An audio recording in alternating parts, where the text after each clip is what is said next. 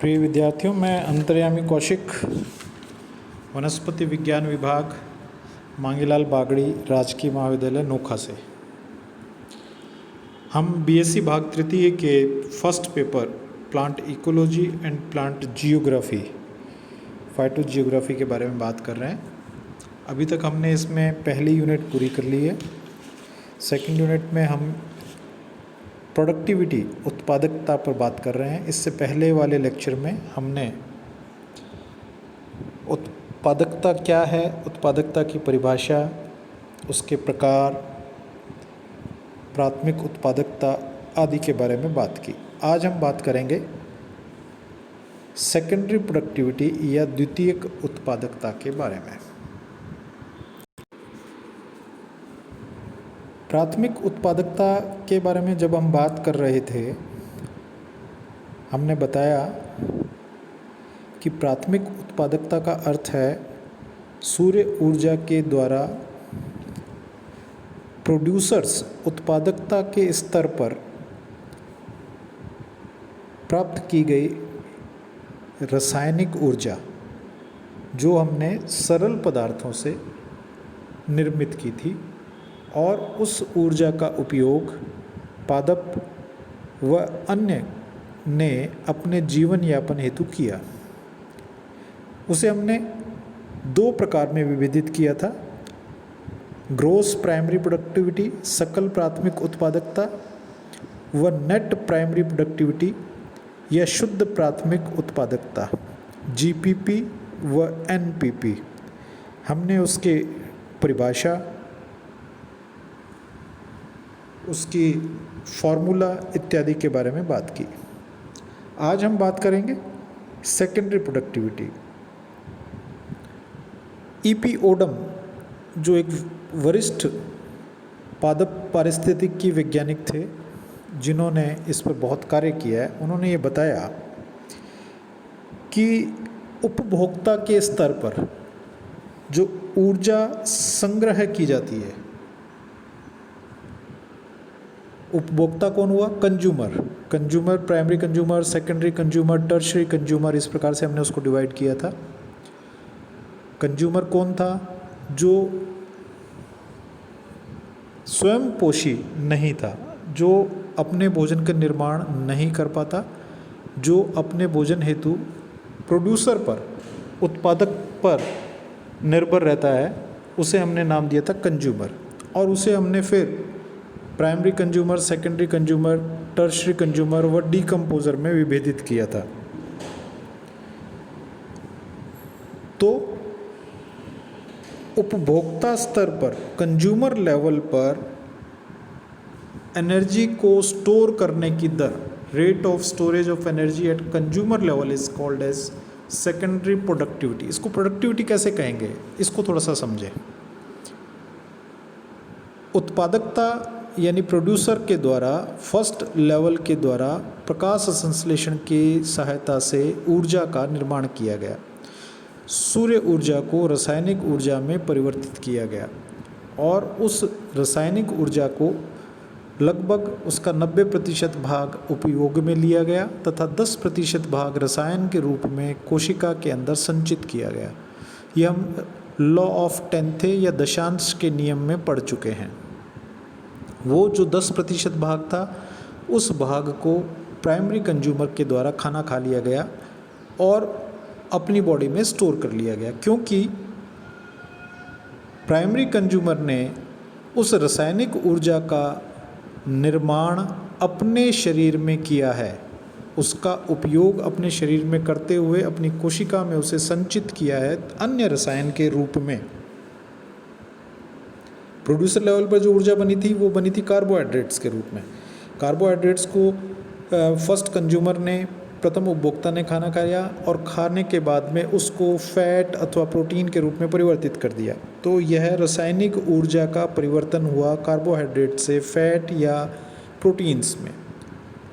क्योंकि रासायनिक स्थिति में परिवर्तन हुआ है, इसी हम इसे उत्पादकता मानते हैं या इसको हम प्रोडक्टिविटी मानते हैं। और हमने यह कहा कि इस तरह की प्रोडक्टिविटी जो कंज्यूमर लेवल पर हो रही है, उसे हमने सेकेंडरी प्रोडक्टिविटी या द्वितीयक उत्पादकता कह दिया। तो इसको हम परिभाषित करेंगे, उपभोक्ता स्तर पर ऊर्जा संग्रहण की दर द्वितीयक उत्पादकता कहलाती है। Rate of storage of energy at consumer level is called as secondary productivity.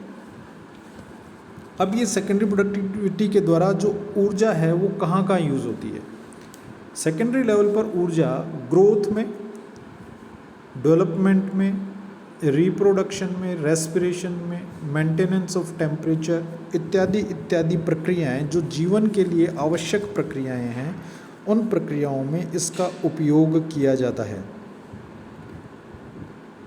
तथा लॉ ऑफ टेंथ यहाँ पर भी लागू होता है। 90% भाग इसका उपयोग कर लिया जाता है, 10% भाग रसायन के रूप में कोशिका में या ऊतक में संग्रहित कर लिया जाता है। इस संग्रहित ऊर्जा को amount of energy stored in tissue, ऊतकों में संग्रहित ऊर्जा ही द्वितीयक उत्पादकता है। इसे ही हमने सेकेंडरी प्रोडक्टिविटी का नाम दे दिया। ईपी ओडम ने 1971 में कहा कि इस ऊर्जा को पुनः विभाजित नहीं किया जा सकता। प्राइमरी प्रोडक्टिविटी को हमने दो प्रकार में विभाजित किया था, ग्रॉस प्राइमरी प्रोडक्शन जीपीपी और नेट प्राइमरी प्रोडक्शन एनपीपी। लेकिन क्योंकि वहाँ पर उसका उपयोग हो रहा था, वह निर्मित हो रही थी, इसलिए उसे हम दो पार्ट में डिवाइड कर सके थे। यहाँ पर क्योंकि यह सिर्फ अपना रूप परिवर्तित कर रही है, अपना जो रासायनिक संरचना है उसे ही परिवर्तित कर रही है, इसलिए इसे पुनः विभाजित नहीं किया जा सकता। तो यह सेकेंडरी प्रोडक्टिविटी है। अब इसके बाद में तीसरी आती है हमारे पास में net community productivity, NCP, net समुदाय उत्पादकता। नेट समुदाय उत्पादकता को हम डिफाइन कर सकते हैं कि किसी समुदाय में संग्रहित कार्बनिक पदार्थों की वह मात्रा जिसे उपभोक्ता काम में नहीं लेता, अर्थात समुदाय में वह शेष रह जाती है, नेट समुदाय उत्पादकता कहलाती है।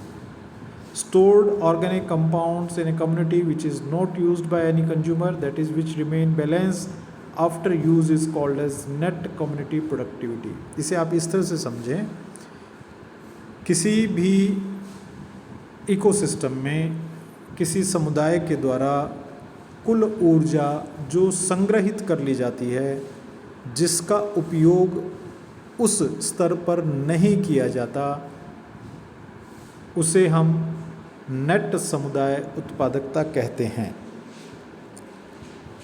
यह उत्पादकता कुल बायोमास कहलाती है जो बचा हुआ है।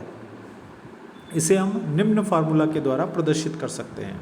नेट समुदाय उत्पादकता, net community productivity is equal to net primary productivity minus plant biomass used by heterotrophs in unit time. किसी इकाई समय में उपभोक्ता के द्वारा उपयोग में ली गई मात्रा जो शेष रह गई, उसके पश्चात जो शेष रह गया है, वह एनसीपी या नेट समुदाय उत्पादकता कहलाती है।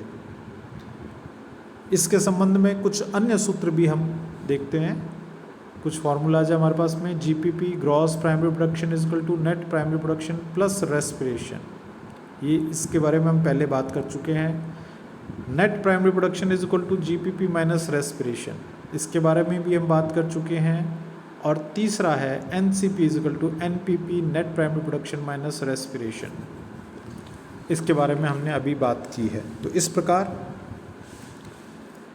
जो सेकेंडरी प्रोडक्टिविटी है और नेट कम्युनिटी प्रोडक्टिविटी है, उसको हम डिफाइन कर सकते हैं। अब इनका महत्व क्या है, क्यों पढ़ रहे हैं हम, प्रोडक्टिविटी को क्यों पढ़ रहे हैं। प्राथमिक उत्पादकता से संबंधित अध्ययन किसी तंत्र की दक्षता, एफिशिएंसी को समझने में महत्वपूर्ण होते हैं। कितना एफिशिएंट है, जितनी ज़्यादा उत्पादकता होगी उतना अधिक ऊर्जा का संचयन होगा, अर्थात वह सिस्टम उतना ज़्यादा एफिशिएंट है। पहली बात, किसी भी सिस्टम की एफिशिएंसी को समझने के लिए हमारे पास में उसकी प्राथमिक उत्पादकता से संबंधित डाटा होना आवश्यक है। दूसरी बात, किसी पारिस्थितिकी तंत्र में भौतिक रासायनिक कारक अनुकूल होने पर ही उसकी उत्पादकता उच्च हो जाती है। यदि किसी सिस्टम की प्रोडक्टिविटी हाई है, ज़्यादा है प्रोडक्टिविटी, इसका मतलब उसके फिजियोकेमिकल फैक्टर्स एक दूसरे के अनुकूल हैं। अर्थात आप इसको इस तरह से समझें, अत्यधिक सर्दी में जब फिजियो कैरेक्टर्स या फिजियो फैक्टर्स अनुकूल नहीं है, प्रोडक्टिविटी कम हो जाती है, या अत्यधिक गर्मी में जब फिजियो फैक्टर्स अनुकूल नहीं है, प्रोडक्टिविटी कम हो जाती है। लेकिन अगर तापमान अनुकूल है तब प्रोडक्टिविटी बढ़ जाती है। तो इससे हम ये समझ सकते हैं, प्रोडक्टिविटी की मात्रा को पढ़ करके हम ये बता सकते हैं कि उनके मध्य फिजियोकेमिकल फैक्टर्स जो है अनुकूल हैं या नहीं हैं। तीसरा, प्रदूषण, पोल्यूशन पारिस्थितिकी तंत्र की उत्पादकता को कम कर देता है तथा उत्पादक श्वसन अनुपात को प्रभावित करता है। यदि प्रदूषण रहित पारिस्थितिकी तंत्र में उत्पादन की दर श्वसन की दर से अधिक होती है। अगर प्रदूषण नहीं है, पोल्यूशन नहीं है, तो उसकी प्रोडक्टिविटी ज़्यादा होगी, रेस्पिरेटरी रेट या श्वसन दर कम होगी। अर्थात अधिक पोल्यूशन होने पे श्वसन दर अधिक होगा और अधिक श्वसन दर होने पर उसकी जो प्रोडक्टिविटी है वो कम हो जाएगी, या उसके अंदर जो संचित भोजन है उसका मात्रा कम हो जाएगी। विभिन्न पारिस्थितिकी तंत्रों की प्राथमिक उत्पादकता भिन्न भिन्न होती है। प्राथमिक उत्पादन की दर उत्पादकों पर निर्भर करती है जिनका आकार व प्रकृति विभिन्न पारिस्थितिकी तंत्रों में अलग अलग होती है। उत्पादकों का आकार उत्पादकता को नियंत्रित नहीं करता, बल्कि प्रकाश ऊर्जा के स्थिरीकरण की दर किसी पारिस्थितिकी तंत्र की उत्पादकता को नियंत्रित करती है। भौतिक कारक भी उत्पादकता पर महत्वपूर्ण प्रभाव डालते हैं। इससे ये सिद्ध होता है कि प्रकाश ऊर्जा तथा भौतिक कारक ये दो ऐसे फैक्टर हैं जो प्रोडक्टिविटी पर प्रभाव डालते हैं और प्रोडक्टिविटी को कंट्रोल करते हैं। प्रिय विद्यार्थियों, ये प्रोडक्टिविटी के बारे में हुआ। अगले लेक्चर में हम मेजरमेंट ऑफ प्राइमरी प्रोडक्टिविटी, प्राथमिक उत्पादकता का मापन किस प्रकार से किया जाए, इसके बारे में बात करेंगे। अभी तक प्रोडक्टिविटी पर 2 लेक्चर हो चुके हैं। उन दोनों लेक्चर से रिलेटेड क्वेश्चंस मैं आपके असेसमेंट के लिए दे रहा हूँ। आपको असाइनमेंट के रूप में ये क्वेश्चंस करने हैं और इन्हें मुझे मेरे पर्सनल व्हाट्सएप पर भेजना है। धन्यवाद।